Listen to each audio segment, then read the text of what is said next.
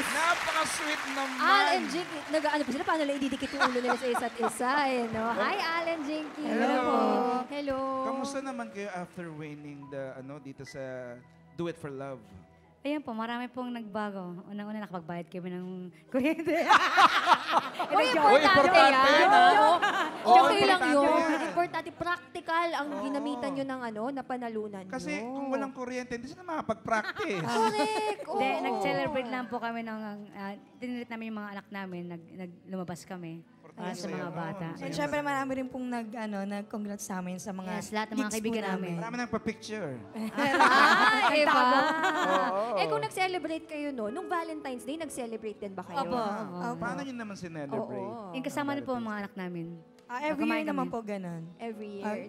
Sama-sama lang kami kumakain sa labas. Meron ba kayong exchange gift? Yes, or meron bang ganon? Oo. No, sa panahon kasi, practical na tayo.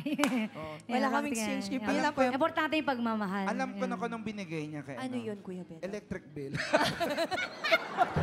Ang taas Bayaran ng mo tao. na para hindi tayo maputula. Totoo yun! Diba? Yung ang Yes, gift niya, totoo. yung pambayad ng electric bill. Totoo Ang yan. hirap nun. Hirap diba? kung walang ilaw sa Hindi bahay. okay. Real talk. Real. Practical, diba? Hindi lang yung Yes. basta-basta na hindi Kasi nagagawin. sa panahon kasi, lalo sa buhay natin ngayon, kailangan nating magtipid. Diba? Totoo yan. Hindi kailangan pera ko porque may pera, gano'n ang gano'n. That's right. Isipin mo yun para sa mga anak namin, yung gastos na kinabukasan, gano'n. Speaking of ng mga anak nyo, ha, meron ba kayong goals din para sa kanila o Yes. goals nyo as a family?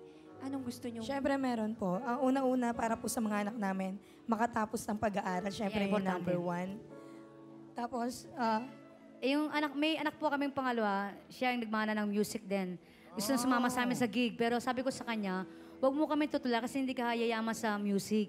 Diba? Basta magtapos ka ng pag-aaral, masaya na ako. Yung sa kanya. Kasi ang pag-aaral, kapag Napaka- nakatapos Job, Talaga. habang yan ang tumatanda hindi ka. mananakaw sa anak at yun ang That's regalo right. Tama po yun. ng parents sa'yo. Pero kung gusto naman din ng music, Pagtapos diba? ng, Pag ng medyo, pag-aaral kasi niya. Mahirap din, baka nasa kanya din yung nasa Hindi kasi, kanya na gusto niya. katulad ko po, pag kumita na yun malilimutan niya na yung pag-aaral eh. Basta Kasi tapusin mo kumikita. ng Oo, pag-aaral. yan na yung sa Oo, akin. yun lang naman ang request. Hindi naman hadlang yon sa mga pangarap. Yes, that's basta right. gawin lang yung pagtatapos ng aral. Kahit isabay, basta tapusin Tama. ang Oh, pag-aaral. mga sideline mga Sideline lang Ngayon naman may naman. challenge ulit kami sa inyo. Ito yung tatawag natin, Yes. finish the sentence. Napakaganda nitong sentence na dapat niyong tapusin. Ibibigay ko sa iyo ang blank. Yes, yun na. Ibibigay ko sa iyo ang buong 100% na pagmamahal at suporta ko sa inyong mga anak ko. At sa iyo. Mahal na mahal kita. Wow. Ikaw naman?